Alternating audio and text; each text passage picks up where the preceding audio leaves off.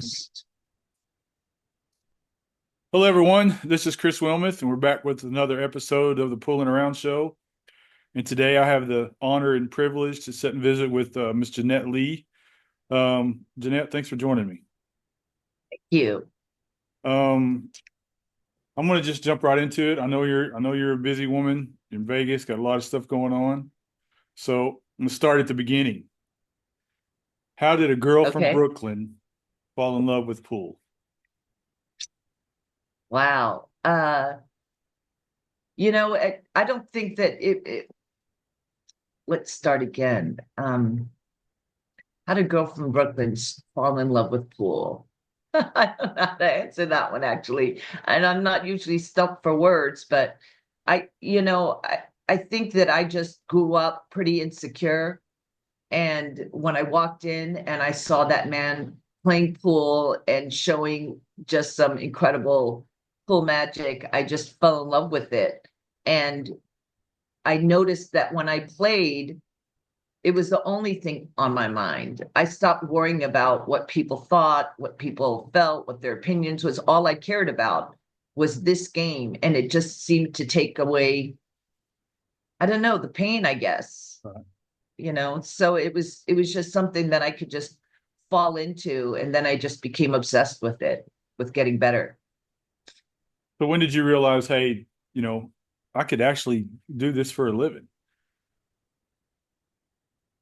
um I think that was the goal once I found out that there was a women's pro tour, but it really was, in my mind at that time, it was always about being the greatest, being the best player that I could be. And I, at that age, I mean, I should have been thinking about it, but I really didn't think about, oh, this is going to be a career or not a career. I just thought I need to get better. Right. Need to get better. Need to get better. That's what I was focused on. I was financially independent because I started running away pretty young. I think I ran away for the first time when I was around 11. And by 12 or 13, I was just living with friends, and then eventually got a place of my own. And that was too expensive. When I started playing pool, um, I was just spending a lot of money playing pool and wanting to do that all the time. And financially, it didn't make sense to have my own place. So then I started renting a room for rent at different, the apartments in the city. There's always like 3 or 4 bedroom apartments where someone is renting out a room for rent. Right. Right. So I eventually did that. At some point, I tried to be a live-in nanny for a while because then I would have no overhead and I just get guaranteed money. But, taking care of a child from 7 a.m. to 7 p.m. that's, 5 to 7 years old, it's exhausting. Mm-hmm. And I, while I thought, okay, after 7 o'clock, I could play till midnight. I could, I found myself even taking a cab to get to the pool room because I didn't want to waste. I wanted every minute that I could be playing pool. But then I um I was so exhausted. It just long term I wasn't going to be able to get enough pool in, even though financially it was a little bit easier. And so went back to work in different odd jobs, and then I started playing in tournaments. And as I did better in tournaments, and the money started getting bigger because I started playing in bigger tournaments, right? So I played in little weekly tournaments, lost a lot, started playing in ladies events, and realized, okay, I might be not that great in the men's world, but on the women's world of competition for pool, I'm right up there. Right. And then I thought, well, man, if I could compete at this level and I'm starting to make more money, maybe I could do this for a living. And I think that's when it really started thinking, okay, how do I develop this into a career? How to develop me into someone that's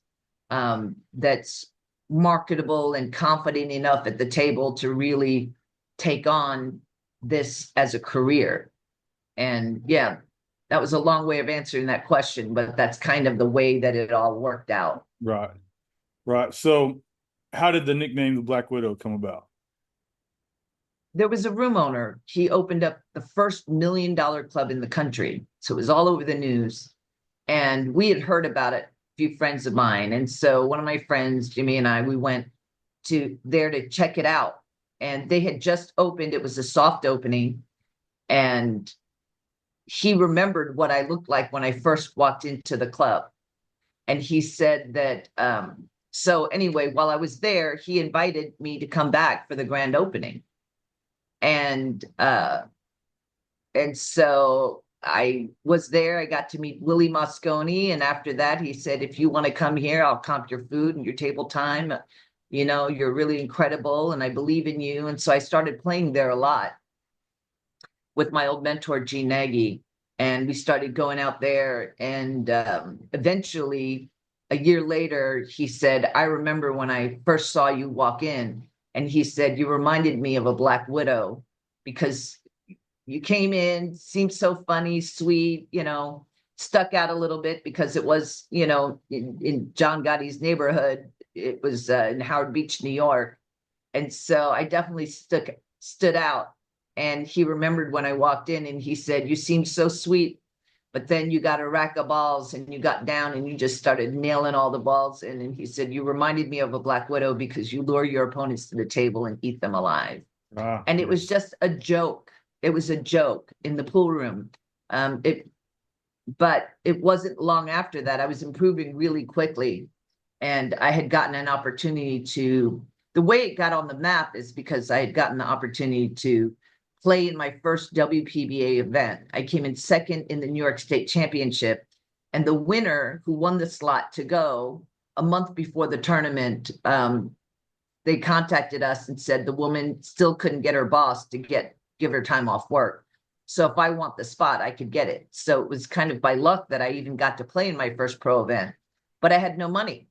And so, you know, I'm sitting there in the pool room kind of bummed out and they're like, what's wrong? And I said, well, I got this call and it's whatever. But I said, I don't have the extra money to pay for the airfare and the hotel. It's in less than a month now. And I don't have any dress clothes. I don't have anything. And so the room owner, Gabe Vigorito, he said, I'll tell you what, I'll cover your airfare and your hotel, any ground transportation.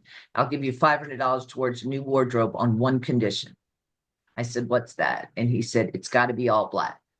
And I was like, okay, why? Because I wore black all the time anyway. Right. And he said, because you're going to be a world champion and everyone's going to know your name and you're going to be the Black Widow because that's who you are. That's what you're going to become. And yeah, news got out. I got in this New York Times Magazine, a huge spread on pool. So it really kind of was great timing. And because it was the New York Times Magazine with Ava on the cover, they wanted a New York angle. And it just so happened that they flew out to this one tournament I was at. And they asked, do you have any players from New York? And they're like, well, this is her first tournament, that rookie right there.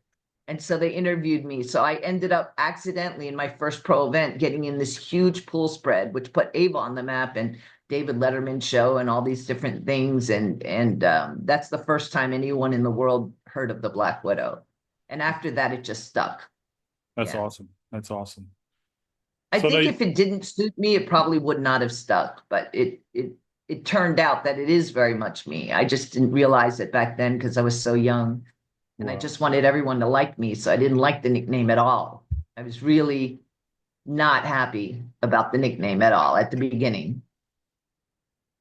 So growing up, I know you talked about, you know, a couple of times that you ran away, but you know, what did your parents think about your choice to pursue billiards? Well, they just saw it as a waste of time. I mean, I wasn't talking about it being a living. I was just out playing pool all hours of the night, all the time. They didn't know, you know, where I was coming home. They just wanted me to finish college and, and, you know, focus on my career because I was getting older, 18, 19, 20. You got to either be going to college or get a job or do something. And I was just playing pool. I mean, I was working odd jobs, but, you know, that's not what they wanted. They wanted a career. Right. You know, and they believed that that would be college. And so they were not at all happy about how much time I was spending. I think if I had sat them down, if I knew more about the fact that, well, I mean, it's very hard to make a living playing pool, but, you know, if maybe I showed them that this is what I'm doing, this is the plan. But to be honest, at the beginning, I didn't have a plan. I just wanted to get better at playing pool. That's all I was thinking about. Yep.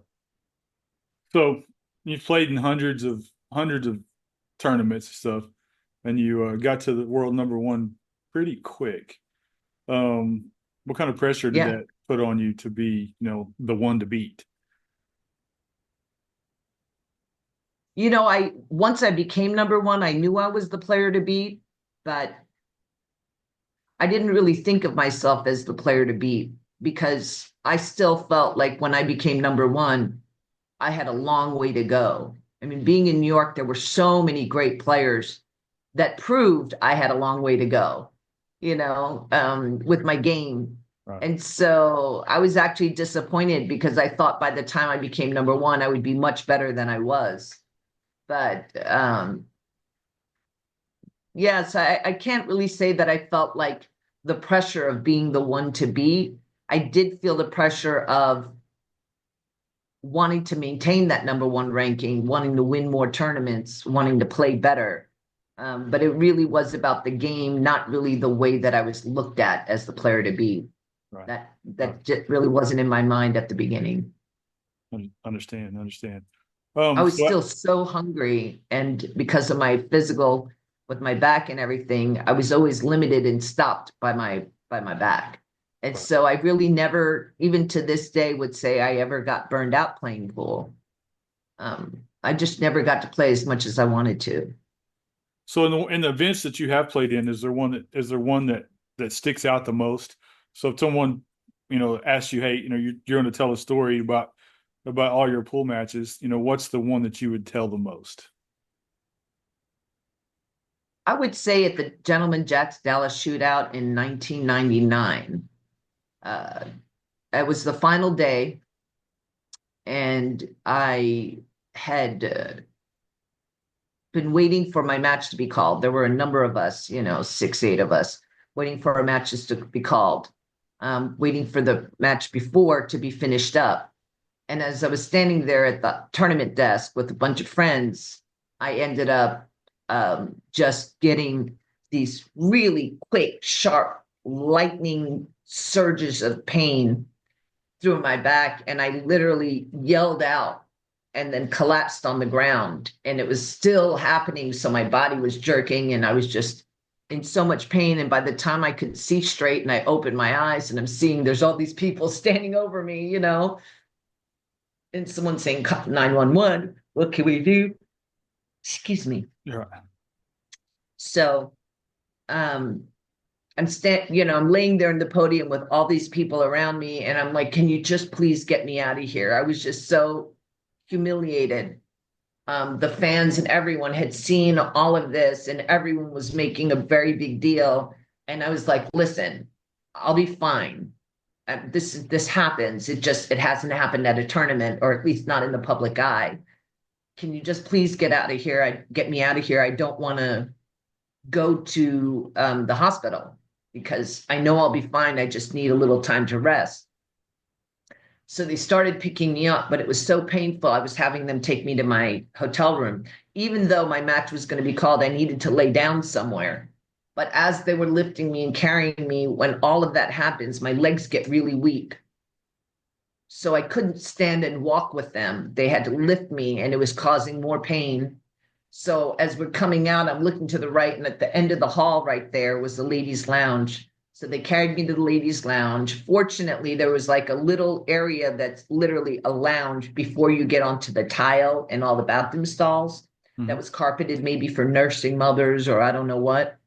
So I had them pull me there, and I was laying on that dirty carpet floor, and I had them bring a chair that I rested my calves on to take some pressure off my back. Right. And somebody had handed me like 4 Advil. And it had settled down, but afterwards you're just very, very weak. And my body was trembling and I was just, in bad shape. And I'm just laying there. And they still hadn't called my match. And well, no, at that point, someone had come in and said, they just called your match. And I was like, oh my God, I don't even know if I can get up from this floor. And I'm just laying there, just hoping that I'll be able to, before the match starts, walk. It never crossed my mind to forfeit. And So anyway, I called my newly married, husband. We had gotten married in 96, so we're still sort of newlyweds and playing in all these tournaments. And normally I deal with everything on my own, but now I have a partner. So I call him up. I'm like, George, and George was one of the best in the world. He was Hmm. ranked sixth in the world at the time. And I'm like, I don't know what to do. I said, we've got this. My match just got called. And I said, this is what happened. And I don't know what to do. And he's like, babe, honestly, it's just not worth the torture to your body. He said, I think what you need to do is just have them take you to the hotel room, get a good night's rest, come home, we'll regroup, and you'll be better next time. And I was like appalled. I was like, are you serious? Like, did I not marry a champion pool player husband? I was like, you think that I'm going to forfeit? I'm like, how could you even consider that? They're going to have to peel my body off the dang table. I'm like, there's no way I'm forfeiting. And it like made me mad, kind of, I was just like, ugh, how dare you even like consider, it's just like, what? Where's the And support? he's like, but what was incredible is he didn't miss a beat. And he's like, okay, so I didn't think you would forfeit, but my point is, if you're going to stay and you're going to put this abuse on your body, you better make sure it's worth it. He said, if you can get down to miss the ball, you can get down to make the ball. Make sure you make the ball. Don't worry about anything else. The one shot in front of you, make it one shot at a time. And he said, but if you're going to make excuses, then you should quit now and save your back. But if you're going to stay, you better win. You better make it worth it. Don't do this to your body for no reason, And I was like, yeah, you're right. You're right. Yeah. Okay, let's do it, And and so I had my coach Bob, who was there with me, and a couple other friends, and they helped me back into the tournament room. And my legs were really shaky. I was still kind of trembling. And the pain is just like, it's not the sharp one, but it's like this throbbing, just heat kind of, just strong, radiating pain. And one shot at a time, I ended up beating Lena and Allison and Gerda, and I played Karen Core in the finals. And one shot at a time. And I remember getting down on each shot, and you could see water drops all over the pool table because when I would get down, the pain would be searing, and so it would make my eyes water. Hmm. So even though I wasn't like boo-hoo crying, my eyes kept tearing from the pain. And so I had to keep like windshield wipers. I had to keep Yeah. doing this and wiping the tears while I tried to play. And you'd see like drops on the table.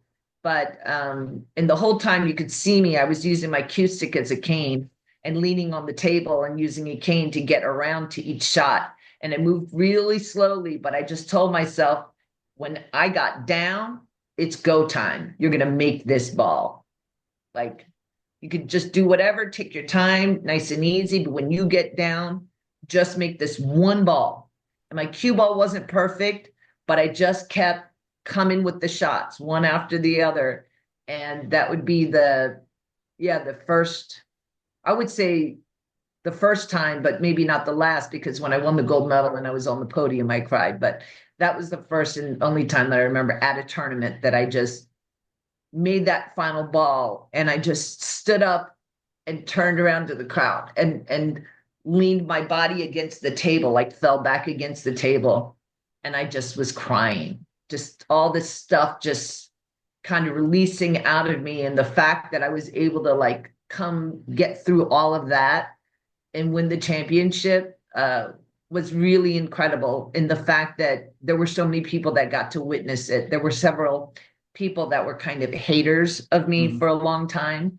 And after that tournament, it was the first time I started hearing a couple like what you did there was amazing, because they saw what I was going through. And they're like, the fact that you could fight all that with all the pain that you were in, it was so it was really cool. Not only that I did it, but that there were people that got to witness someone just really pushing through and persevering through the tough time. Right. So how do you deal with the pain now? Let me stop for a second. I'm just going to get some water, Okay. okay? I'm sorry. So how do you deal with the pain now? I mean, have you Pretty much learned? the same way that I've always dealt with it. I have more pain now than I have ever had, probably, but it's not about what happens to you, it's about how you respond. And I know that every minute I stay in bed, the more my muscles atrophy, the more I just lay in the obstacles that beat me down. I tell people, if you don't do something different today, if you're not happy and you do the same thing every day, you're pretty much guaranteeing that it will never get better than this. Sure, sure. You have to be willing to fight. You have to be willing to be uncomfortable. And when your body's telling you to stay in bed, you've got to drag yourself out of bed to do something. Do something. Go wash a dish. Go wash your face. Just do something. Do something different so that you can get stronger, so that things can change. And so for me, I'm already so, weak and in pain. The longer I stay in bed, the worse it gets for me. So I drag myself out of bed because the pain, it's there no matter what, Mm-hmm. So may as well get something done, So you've learned to live with it. I mean, basically. Yeah, I don't really have a choice, Right. but I've learned to understand that I can still get things done anyway, you know, just by not being willing to quit. I do have to rest more. I am taking more breaks. Like here, I'm doing a show. I used to do 2 4-hour shows a day. Now I do 1 3-hour show a day, and I take a break every, couple days. I take the whole day off just because my body needs that recovery time. So I'm smarter about taking care of my body, Right. but I just won't quit, I guess. Do you miss competing? Very much. I bet. Very, very much. But I miss playing confidently. I miss the women. I miss traveling and playing in these, maybe not the traveling part, but playing in these tournaments, competing. It was exciting. But again, it was most fun when I was the most confident in playing the most pool. But, over the last several years of my, competing, it was just getting worse and worse. Everything was getting harder. So I was you playing less. So then I was coming out to these tournaments not feeling prepared and, feeling myself wanting to choke and, all these things. And I don't like that. And I didn't, um, yeah, I just played so much that I was confident I was going to make the ball. right. You know what I mean? Mm-hmm. And when that goes away, it's much scarier. I still did it, but it's scarier. So do you still follow pool? A little bit. It's a little bit painful. A little bit Uh, painful. But I so but I do. I mean, I have watched, when the Mosconi Cup happens, or just whenever I catch pool on TV or on YouTube or Facebook, if I see an exciting match going on, and I know more of the names now, especially the last couple of years, I've been kind of coming out a little bit more. So I see a lot of the new players yeah, and and have gotten to meet them. there's a couple of Yeah. young girls that are playing real good. Yeah, Savannah and Savannah Easton. I yeah. just formally met her at Philly at the expo, but I had been following her. And Sophia Mass is from Tampa, Florida. Mm-hmm. Actually, Right in I your met her when backyard, yeah. she was about 8 or 9 years old, playing in my Tampa Bay APA Juniors Pool League.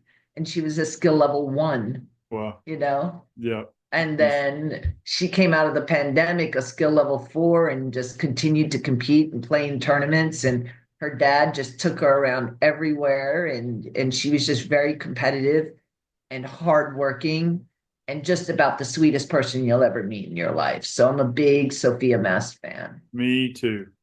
And by the way, Connor McFadden Yeah. is a great player, and he's from Tampa, Florida. And he's been out there, and I'm sure it's a little bit tougher for him. He's been needing to find sponsors. If anyone would like to sponsor Connor McFadden, I know he could use the support. The other girls, I think they have um, more of a team of support that can help them with all the social media and the marketing and the PR and stuff like that. Right. And so, yeah, it's been a little bit easier for them to get sponsors, but hopefully if I can help him at all as I'm out here, I would love to help find him a sponsor. So back to you. When you were diagnosed with cancer, I mean, you showed unbelievable strength. What kept you motivated during that My time? children, Your children. my children, no question. Because honestly, my life, I've had an incredible life. And I am proud of myself. And I've met incredible people, seen incredible sights. So it would have been okay if I was alone to just let the pain stop. But the idea of leaving my children without a mom, growing up without a mom, without their mom, it was like the idea is just so horrible. It was like, that's just not an option, not an option. We've got to get through this. This has to work. This chemo has to work, and I was just trying to stay positive while also dealing with all the physical aspects of dealing with all that chemo and also because of the chemo, I already had two autoimmune diseases, ankylosing spondylitis and fibromyalgia. And so I was suffering with pain from that and degenerative disc disease from all the surgeries. And so when the cancer hit, they stopped all my treatments because the treatments for those autoimmune diseases are immunosuppressants. Mm-hmm. So I don't know if you've met people that have gone through with fibromyalgia and AS. I've met quite a few here this week, but it's pretty debilitating. And to not be able to get treated for it means that you're dealing with all of it, and it makes everything much, much harder. Right. How do your children feel knowing, I mean, they've got such a rock star mom?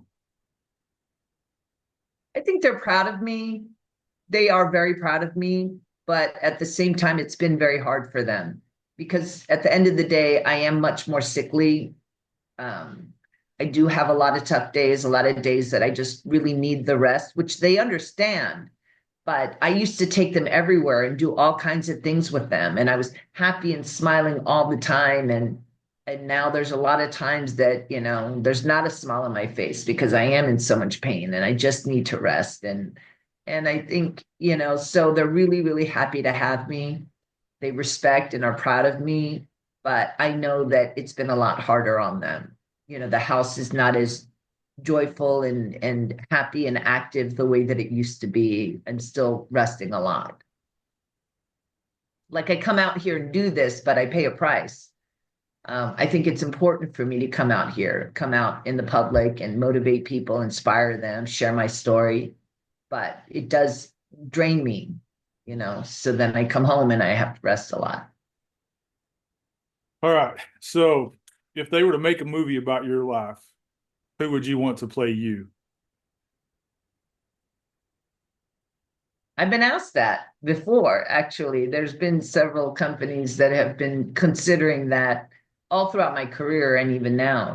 Um, I don't know that I have anyone in mind that I mean, I always thought, earlier in my career that Lucy Liu was just a beautiful Asian strong woman, high cheekbones and all that. But I'm sure they would be looking at someone younger now to play, the rise, not who I am today.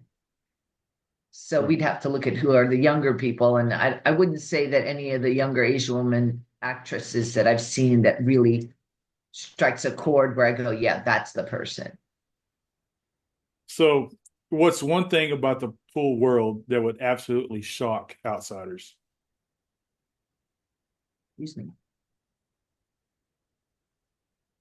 Um,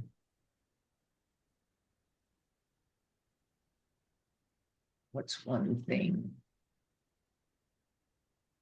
I don't know. I don't know if there's one thing about the pool world that would shock them, but I do think a lot of people assume that pool professionals, as well as everyone else on TV, are rich.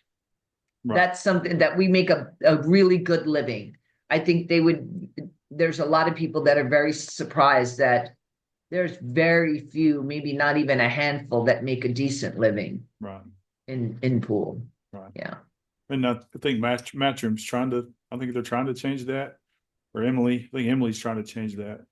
She's They have definitely been adding more prize money. The problem is that, especially on the men's side, the talent goes so deep that you could be number one year and not even be in the top 32 the following year. mhm, I mean, it really is like that. yeah, yeah.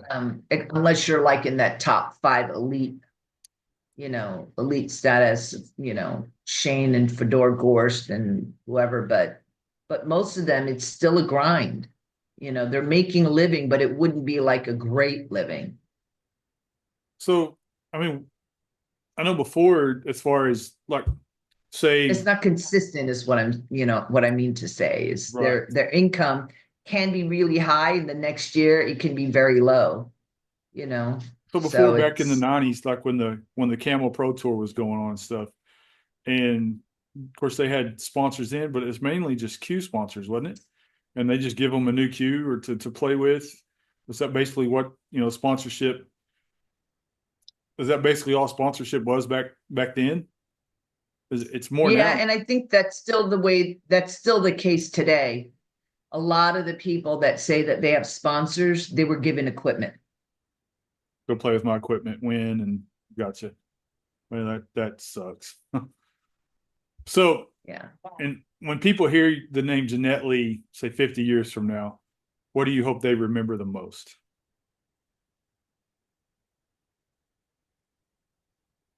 I hope that they believe that I was good for the sport. I think that was a big question for many, many years. There were a lot of haters as well as people that loved me. There were just as much that thought that I was bad for pool. And I hope that in the end they think that I did good things for the sport. Right. That I was a good person, you know.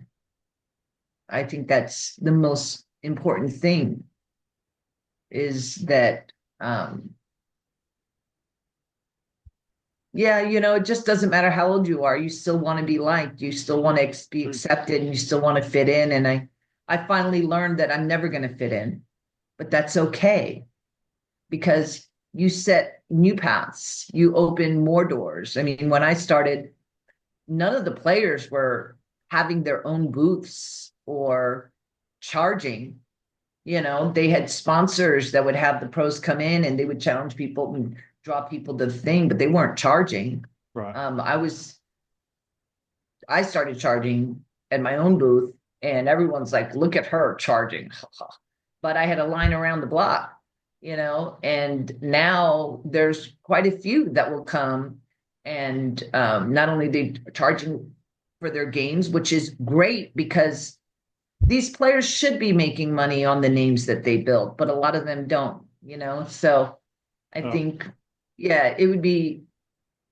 I'm sorry, I lost track of what I was trying to say, but I think that there more doors have opened, hopefully, and more opportunities for them to make money and right. make more money and charge more.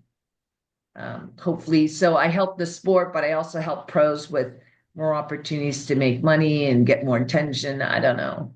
I just want to be good and known as a pro that was great for the sport and as a Christian, just Right. being known to be someone that loves the Lord. Well, I know George give us it's time's up. So let me ask you one question Okay, and then I'll close it out. If you could sure. leave everyone watching with one piece of life advice, what would it be? I think I mentioned that earlier. If there's one piece of I'm sorry. If there's one piece of advice I'd give to people, it's to never give up, Okay. on your dreams and your goals and know that there's going to be roadblocks, there's going to be setbacks, but that's part of what builds your resilience and what makes um, the journey great in the end. When you do succeed, you remember back all the things that you had to overcome, and it just gives you so much more inner strength. So it would be, yeah, just to never give up. Don't give up on your dreams. Be willing to be uncomfortable and start today. Start practicing being who you want to become. So you have a book out. Yes. Tell people about your book and where they can buy it. And then I'll Yes. put a link in the description below. Tom sent me send me the links in the email, so I'll put them in there. Okay. So Sounds good. I uh, would love everyone to stay in touch with me through my social media channels, which is Jeanette Lee, the Black Widow on Facebook. I have a Facebook page, and my Instagram is Jeanette Lee. My Twitter handle is Black Widow. I'm also available on LinkedIn. And if you would like to know more about me and my story, I wrote a book called The Black Widow, a memoir with Dana Benbow, who helped me write it, and it was published by Triumph Publishing, and you can buy that at blackwidowstrong.com or caromsports.com. CAROM like Mary, sports.com. all right. And you can get autographed or unautographed copies of my book. And if you also want to watch the movie, Jeanette Lee Versus, a couple of years ago, ESPN made a 30 for 30 film documentary on my life. And I'm very proud of it. It was amazing. And if you have ESPN Plus, you can, I mean, if you don't, you can just buy a trial subscription. So you can watch my movie called Jeanette Lee Versus, or even your local sports bar. A lot of them have the ESPN packages. So if you ask them if they could play it, I'm sure they would. Well, Jeanette, thanks for joining me. Thanks for spending some time with us. I Thank wish you you. all the best in the world. Guys, if Thank you you so enjoy much. content like this, hit that thumbs up, hit the subscribe button down below, and leave Yes. a comment and let us know how we're doing. And we'll see you next time on the Pulling Around show. Thank you, Jeanette. All right. Take Thank care. you. Bye, guys.